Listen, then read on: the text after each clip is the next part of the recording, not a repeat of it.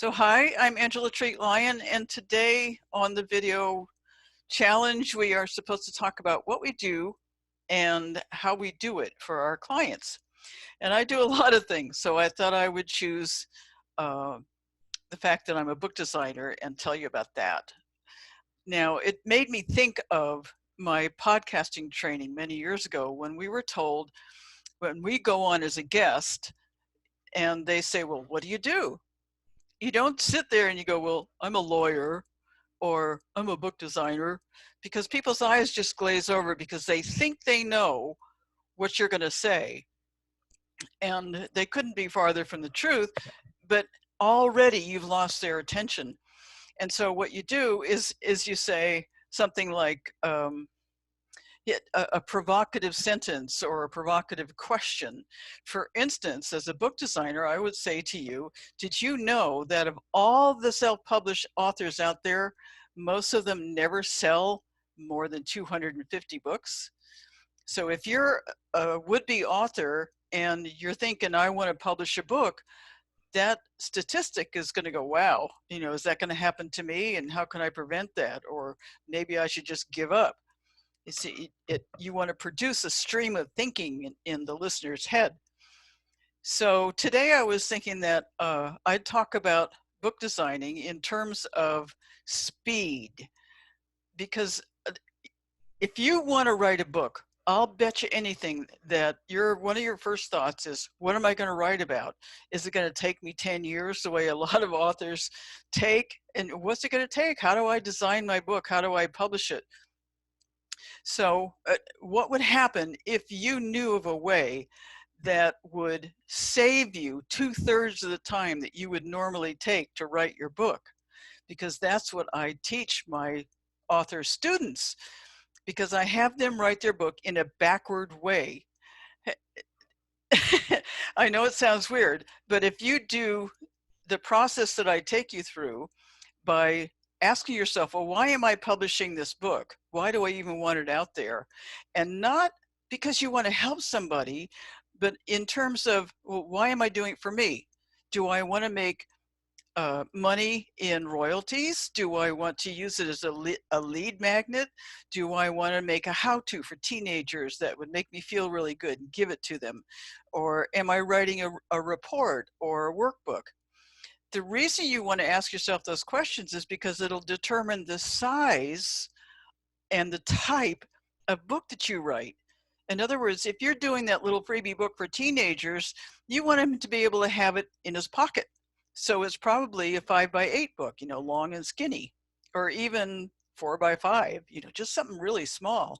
Whereas if you're writing a workbook or a dissertation, you're going to choose the larger paper size, 8.5x11 or A4. So you ask yourself that question first, and that determines your route. Okay. And then what you're going to do is you're going to start marketing your book before you even write a single word. And you do that by contacting people and say, I've got this cool idea for a book, but I want to know from you what you would need if you were, let's say, following the keto diet. What would you need? Would you need a workbook? Would you need a planner?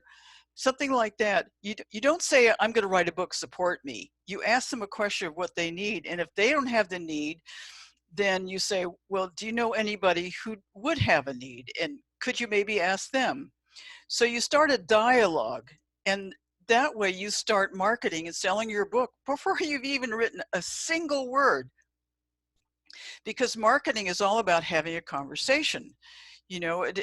Marketing is, number one, bringing people the awareness that you've got something that they could benefit from, and then having a conversation with them as to what they need and how you can fulfill that. And then what if I asked you, did you know that if you write your back cover first, you will get your table of contents, you will get an alternative title, and you'll get all of your chapter names, because that is what saves you time in writing your book. Because once you get the 5 things that I show you how to do on the back of a cover, you can expand those to 10, and those are your chapter headings. And once you have your chapter headings, you can go into hyper focus. And once you do that, all irrelevant information that you were going to write before because you didn't quite know what you were going to write about falls away, and then you write boom, boom, boom, 10 chapters, or maybe even 11 or 12. And you can add prologue, preface, dedication, thank you, appendix, index, all of those extra things, but you've written the book super fast because you're super focused on those 10 things. So that's what I do for my clients when I help them write books. I take them through this process so that the book that they thought they were going to take a year to write can be done in as little as 3 weeks. I just finished a project with somebody. We did it in 3 weeks. It was just amazing. So that's what I do for people, or that's one of the things I do for people. And I don't have a website about it because it's all word of mouth. It's always been, Angela, could you do this for me? So, but if you wanted to look at a website where I do a lot of my, where I have a lot of my books, you can go to angelatreatlyonbooks.com or eftbooks.com. So thanks for listening, and I hope I gave you some ideas, because publishing a book is really an outrageous thing to do, and once you do it, boy, there's nothing like having your book published. It never, ever, ever gets old. Every single time I publish a book and it comes in the mail, that first copy, I go, I did that. That's my book. How cool is that? You can see some of my books there are on the table. So I hope we can do that for you too. Talk to you soon.